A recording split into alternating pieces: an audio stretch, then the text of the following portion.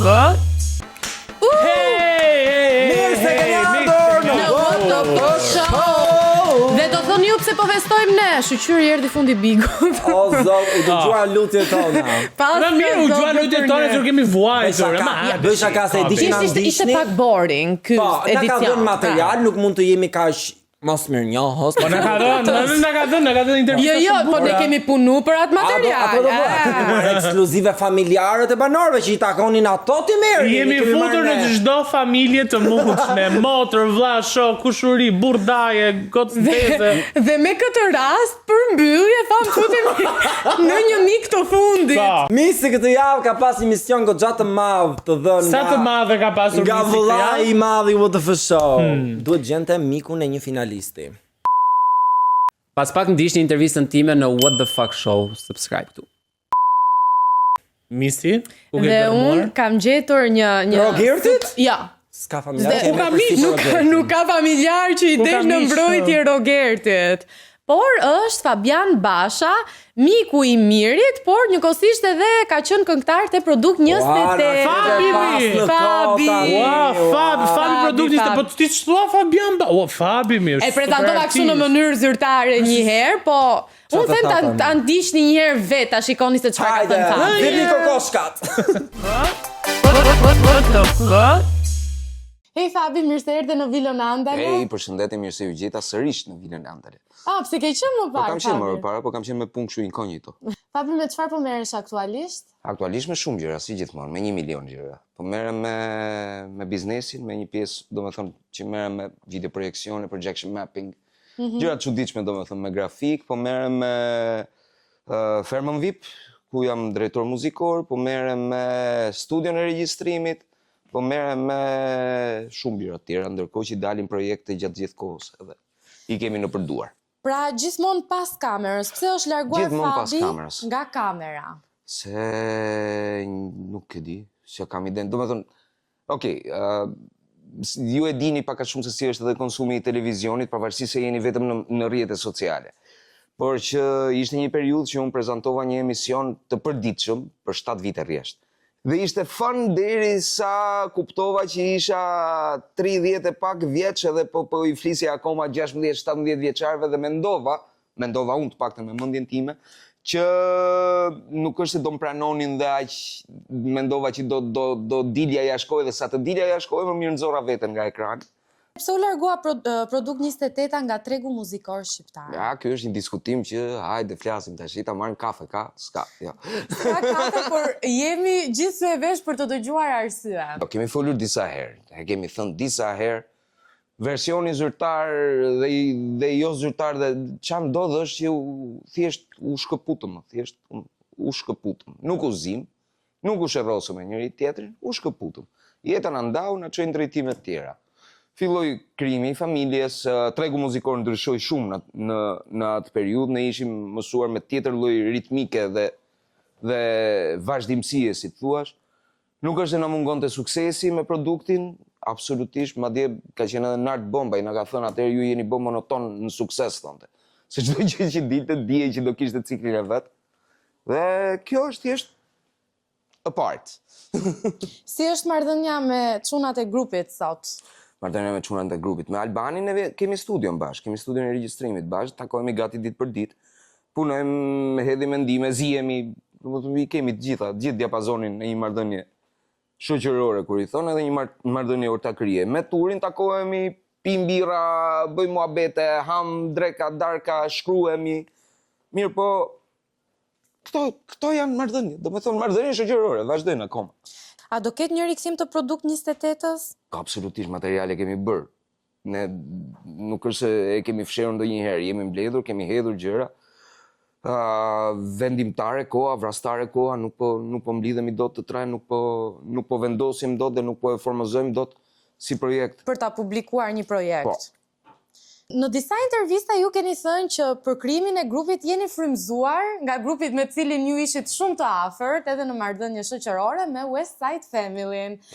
Historia e krijimit grupit është tjetër gjë. Dhe një nga anëtarët e West Side Family-t, Miri, është pjesë e Big Brother VIP Albania, reality show. Bëj Miri. Si të shtukur loja e Mirit në Big Brother? Loja e Mirit ka qenë atëre. Miri, për mendimin tim, aty brenda ka kaluar 7 rrathët e ferrit. Të plota, të mirë filta. Se ju turë gjithë bota e ti kundër. Gjithë bota ju turë kundër. Ore opinioni publik, ore banorët aty brenda. Do me thonë, unë atë e kam parë për një pjesë të gjatë, si një njeri tek pull në cep që vetëm po han dhe gati për të rikthyer tani. Dhe mendoj që gjithë dinamika e lojës ti ka qenë një lojë në total qytetare. Nuk e kemi parë duke të merrte shpërthime të mërshme, të dilte në vulg të llatarshëm, të dilte nga vetja e tij. E kam parë të matur, e kam parë me këmbë në tokë. Ai ka hyrë aty për një qëllim, për një lojë, ka hyrë për ta fituar dhe qëllimi justifikon çdo lloj mjeti. Kështu që janë ditët e fundit, shpresoj që vërtet ta ngrej atë kupën e ta marrë atë që për mendimin tim e meriton, se vërtet ka kaluar shumë atë. A mendon që është keq kuptuar, paragjykuar Miri dhe nuk është ky Miri të cilin njerëzit kanë perceptuar në përditshmëri? Kam përshtypjen që po. Dëgjoj. Big Brotheri dhe gjithë të formate, shumicën e kohës, askush nuk i ndjek në 24 orësh, nuk i ndjek në përditshmërinë. Dhe të gjithë njerëzit krijojnë opinion dhe formojnë opinion nëpërmjet 30 sekondshave, 15 sekondshave që shpërndahen në rrjetet sociale. Gjëra që janë edhe të shkputura nga konteksti, shpeshherë, gjëra të cilat edhe nuk marrin sensin ose konotacionin në cilin janë shprehur. Dhe kështu ti ke mundësinë, sidomos duke pasur një personazh për të cilin publiku ka etje, se është pjesë e një grupi 30 vjeçar, që ka 30 vite karrierë në muzikë. Ti ke mundësinë që lokma të shpërfaqesh në publik atë mirë që do ti të shpërfaqesh. Pavarësisht se ai në 24 orëshin ka një diapazon shumë herë më të gjerë ose mund të jetë shumë herë më ndryshe. Dhe publiku mbi të gjitha ka në dorë të marrë nga ti atë që do publiku të marrë nga ti. Dhe nëse don publiku të të portretizoj si njeriu më negativ në të dynja, e ka gjën më thjesht për ta bërë, sepse ka material pafund. Miri është portretizuar dhe lidhur shumë imazhi i tij me krevatin dhe Selinën. Po. Çfarë ke ti për të thënë për këtë gjë? Po isha gati me blej krevat, me ja çua aty pse zihen këto njerëz për krevate, për gjëra se marr vesh. Pra, a mendon që është paragjykuar dhe aluduar shumë që ka pasur ndjesi ndaj Selinës? Nuk mendoj se ka qenë ndjesi, domethënë bëhet fjalë për një personazh i cili është i pjekur, nuk po flasim për një kalama. Aty nuk po flasim për një 20 vjeçar i cili që ditën e tretë ra në dashuri me këtë princeshën Bjond, nuk ndodh. Ajo, edhe mos ma shpusni këtë. Nuk ndodh ajo. Bëhet fjalë për një burr i cili diapazonin e vetë, emocioneve e ka kaluar të tërin, e ka konsumuar të tërin, dhe nuk ka shanse, nuk ka shanse, po ta them edhe një herë, një burr me fëmijë të bie në dashuri me dikë për 2 ditë, 3 ditë. Nuk doesn't happen. Armik në fillim me Rogertin, më pas miq. Tani armiq prap. Edhe tani armiq prap. Çfarë ndodhi? Si e shpjegon ti? Po si ta shpjegoj, Rogerti është për të përgëzuar për dinamikën që i shtoi shtëpi, sepse shtëpia faktikisht nuk kishte asgjë tjetër që po ndodhte vetëm krevati dhe asgjë tjetër.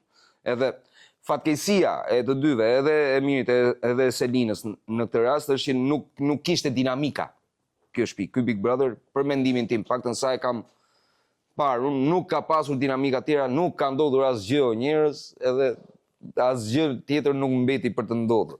Rogerti erdhi duke lehur, ham, i bëri lëmbës gjithë, edhe mori vëmendjen për vete. Dhe ishte, mos harroni që hyri në dizavantazh, se hyri komplet i paragjykuar dhe krijoi ca dinamika, ca gjëra, nxorri ca njerëz nga shtëpia, bëri atë lojën e tij dhe tashmë është aty ku është. Dhe Rogerti po atë lojë do vazhdoj të bëj. Dhe nuk besoj se Rogerti ka hyrë në Big Brother për të bërë shok. Ai ka hyrë aty për të fituar dhe të gjithë kanë hyrë në Big Brother për të fituar. Nuk ka hyrë asnjëri aty as të gjej të dashur, as të gjej historinë e jetës së tij, kanë hyrë për të fituar. Janë vipa të cilët janë mësuar me vëmendje, kanë egon e përkëdhelur dhe absolutisht i do e përkëdhelin këtë ego deri në fund, deri me ngritjen e kupës ose fitores. Tashmë ka nisur edhe ferma VIP, siç dhe ti the që je pjesë. Po. Të duket ferma më mirë këtë edicion se sa Big Brother VIP Albania? Nuk mundi krahasosh, janë dy kafshë ndryshme. Janë dy lloj kafshësh komplet të ndryshme. Si është të bashkëpunosh me Arbana Osmanin? Me Arbanën, qef, jemi okej. Kemi hapësirat tona, se cili do me thënë, kam hapësirën të punoj gjërat që dua të punoj, jemi gallat.